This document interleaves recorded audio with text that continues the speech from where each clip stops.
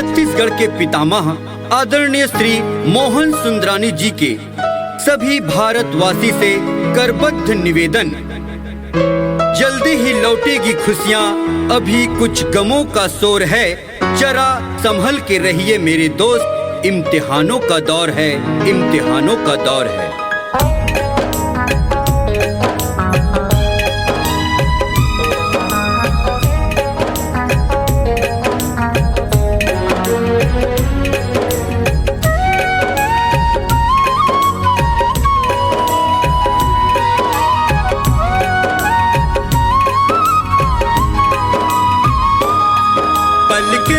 बिछाए रखना,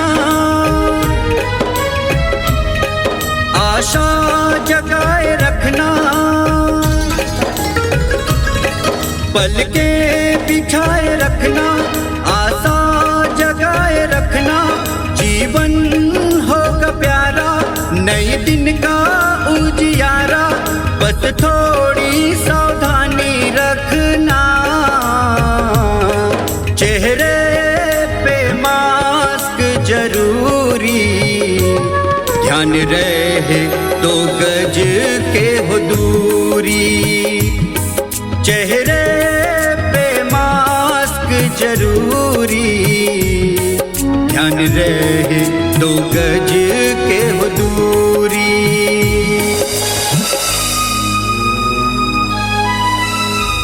भाइयों और बहनों, एकदम जरूरी हो तभी घर से निकलना है और हाथों को साबुन से समय समय पर धोते रहना है। सैनिटाइजर का भी प्रयोग करते रहना है। राजा प्रजा गरीब या धनवान, राजा प्रजा गरीब या धनवान, सुनो मेरी कहना, करके ध्यान, घर में ही रहना ऐ इंसान, कोविड-19 से रहिए सावधान, कोविड-19 से रहिए सावधान।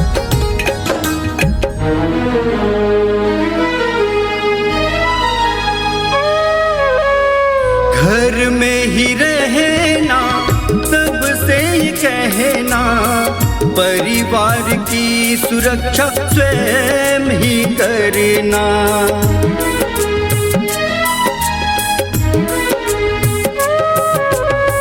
घर में ही रहना, सबसे कहना, परिवार की सुरक्षा स्वयं ही करना,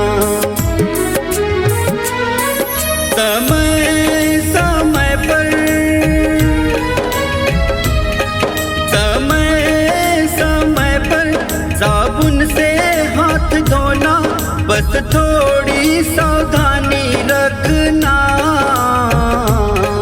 चेहरे पे मास्क जरूरी, ध्यान रहे 2 गज के हो दूरी, चेहरे पे मास्क जरूरी, ध्यान रहे 2 गज के हो दूरी।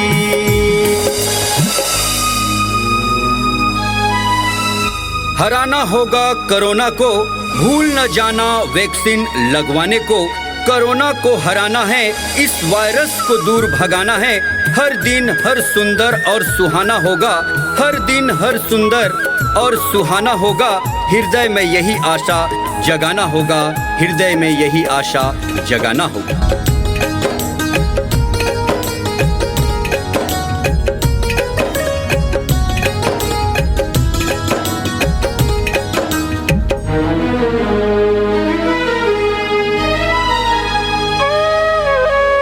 नियमों का पालन करना हमारा ही हित है, वैक्सीन को लगवाना मानो अमृत है,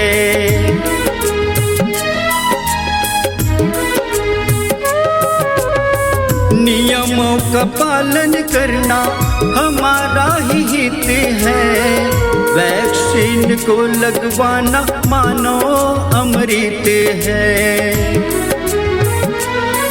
सैनिटाइजर से हमेशा, सैनिटाइजर से हमेशा हाथ साफ करते रहना, बस थोड़ी सावधानी रखना, चेहरे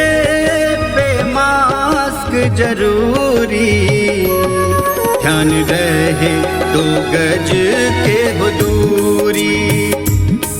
चेहरे पे मास्क जरूरी, ध्यान रहे 2 गज के हो दूरी। पलके बिछाए रखना, आशा जगाए रखना। पलके बिछाए रखना, आशा जगाए रखना। जीवन होगा प्यारा, नई दिन का उजियारा। बस थोड़ी सावधानी रखना, चेहरे पे मास्क जरूरी। ध्यान रहे 2 गज के हो दूरी। चेहरे पे मास्क जरूरी, ध्यान रहे 2 गज के हो दूरी। चेहरे पे मास्क जरूरी, ध्यान रहे 2 गज के हो दूरी। चेहरे पे मास्क जरूरी, ध्यान रहे 2 गज के